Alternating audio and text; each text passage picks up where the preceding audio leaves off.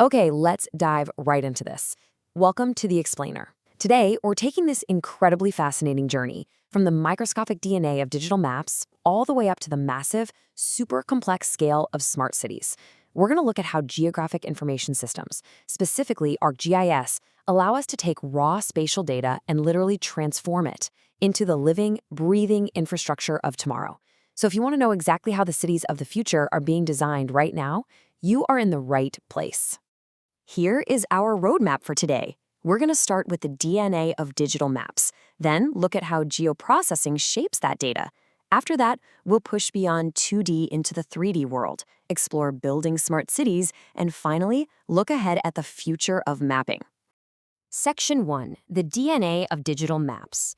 Because, before we can build a towering smart city, we absolutely have to understand the fundamental building blocks of spatial data. It all starts with the raw materials. Our very first essential building block is vector data. You can think of vector data as the distinct geometric shapes we use to represent almost any real-world feature. We've got points, which are for individual locations, like maybe an HSBC bank. We have lines, which represent continuous features, like a river or a highway. And finally, polygons. These are enclosed areas, like the boundaries of a regional study area or a specific city district. These three shapes, points, lines, and polygons, they're the absolute core digital DNA of mapmaking. And now contrast that with our second building block, which is raster data. Instead of those distinct geometric shapes, raster data is a continuous grid of pixels where every single pixel stores a specific value. This is absolutely essential when you're dealing with continuous information over a huge area, like a Landsat satellite image of the Earth, or a digital elevation model, which we call a DEM. In a DEM, the pixel values actually represent terrain height. So basically, vectors for distinct objects and rasters for continuous surfaces. But a map is really just a pretty picture without the data behind it, right? Enter the attribute table. This acts as the brain behind the visual map, organizing all that crucial behind-the-scenes information into rows and columns. Why does this matter? Well, let's say your map contains 499 different water features. Thanks to the attribute table, you can tell the software to isolate only the 239 features categorized specifically as rivers, and then instantly calculate their lengths. It literally turns visual dots and lines into searchable mathematical data. Section 2. Geoprocessing, shaping the data. Now, what's really interesting about this next part is how we actually manipulate that raw map DNA we just learned about to answer real-world questions. Think of geoprocessing tools as the workshop where the map-making magic actually happens. Let's rapid fire through the 5 core mechanics behind complex spatial analysis. Clip is like a cookie cutter. You cut one layer using the boundary of another. Intersect finds only the common overlapping areas. Union blends multiple layers completely together. Dissolve cleans things up by merging smaller pieces that share a common property, like turning dozens of small river segments into one continuous river. And buffer creates a measured distance zone around a specific feature. If that sounds a bit abstract, let's look at intersect versus union through a really simple analogy: basic probability. Think of a Venn diagram. If you have 2 overlapping circles, the intersect tool extracts only that middle overlapping section, the area common to both. The union tool, however, takes the entire Venn diagram, blending all the items together, so it keeps the unique features of both circles plus their common overlap. It's just a brilliant way to isolate exactly the geographic data you need. So how does this apply to the real world? Consider the buffer tool. Let's say city planners need to analyze the environmental impact around a river, or an emergency response team desperately needs to isolate an evacuation zone.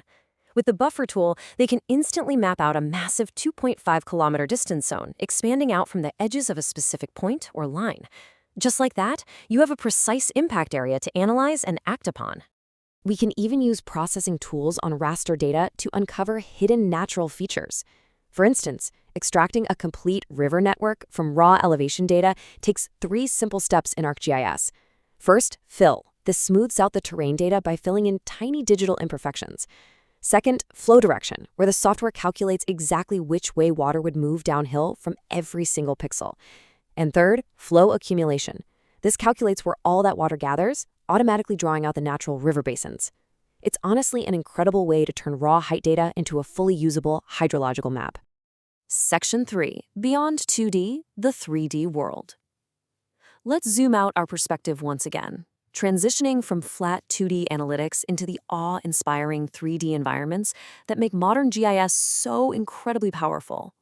When you step into 3D, you have a distinct choice: global scenes versus local scenes.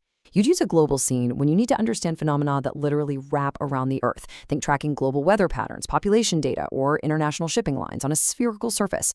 But if you're doing urban planning, say looking at a university campus or developing a new city block, you want a local scene. It displays that 3D data on a flat extent, which is perfect for highly detailed, small-scale, localized analysis. Within these detailed local scenes, planners can measure things like Euclidean distance.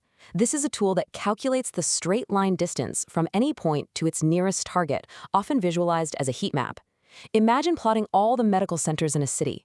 A Euclidean distance heat map will instantly show you, using cool to hot colors, which neighborhoods have high accessibility to healthcare and which areas are essentially medical deserts. Section 4. Building Smart Cities. And this brilliantly illustrates our next major leap, taking all of these localized tools, the points, the heat maps, the geoprocessing, and using them to power the design of entire global megacities.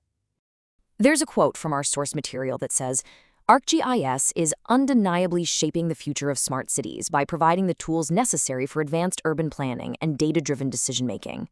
And that perfectly captures the core mission here. A smart city isn't just about putting Wi-Fi on park benches so we can scroll our phones. It's about transforming urban chaos into optimized, sustainable environments. It's about using location-based data to address population growth and infrastructure demands long before they reach a breaking point. To see this in action, we can look at Singapore, which is widely considered the absolute gold standard for smart cities. They utilize ArcGIS comprehensively for urban management. In fact, Singapore is mapped so thoroughly, they even have digital 3D models of their underground utility networks. They deploy these tools for environmental monitoring, dynamically optimizing their emergency response networks, and master planning their development. They serve as a global benchmark for just how sustainable a highly dense urban environment can actually be. Or look at Los Angeles, a city famously plagued by traffic. Planners there use ArcGIS to run a powerful problem and solution arc. Step 1 is data integration, analyzing real-time traffic feeds and demographic commuter data. Step 2 is route optimization, redesigning public transit paths based on that spatial analysis. And step 3 is infrastructure action, implementing smart traffic lights synced to real-time flow. The result? Reduced commute times and drastically improved air quality. They are literally turning raw spatial data into breathable air. Section 5. The future of mapping. So we've gone all the way from the microscopic vector line to the modern megacity. But what hurdles still remain? Let's look over the horizon at what's coming next for geographic software. The roadblocks for tomorrow's planners aren't just technical, they're administrative. First, cities have to overcome data silos. It does no good if the transportation department and the housing department have brilliant maps but can't seamlessly share their spatial data. Second, as real-time tracking increases, ensuring data privacy and protecting personal information is absolutely paramount.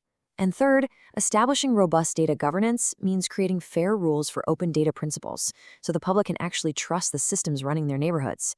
The technological leap that will help navigate these exact challenges is the integration of artificial intelligence and machine learning. By merging AI with the traditional mapping tools we discussed earlier, cities won't just react to a traffic jam or housing crisis, they will predict it. AI can supercharge predictive analytics, anticipating these complex urban challenges before they ever manifest in the real world. Which brings us to the ultimate takeaway from today's explainer. The tools to build smarter, more sustainable environments are already here, and they're evolving so rapidly. Every time you drive through a perfectly timed green light or see a new park built in a highly accessible zone, you are likely seeing spatial data at work. So I leave you with this to think about. With AI and real-time data merging faster than ever, how will ArcGIS map the future of your city? Thank you so much for exploring with us, and keep looking at the world through a spatial lens.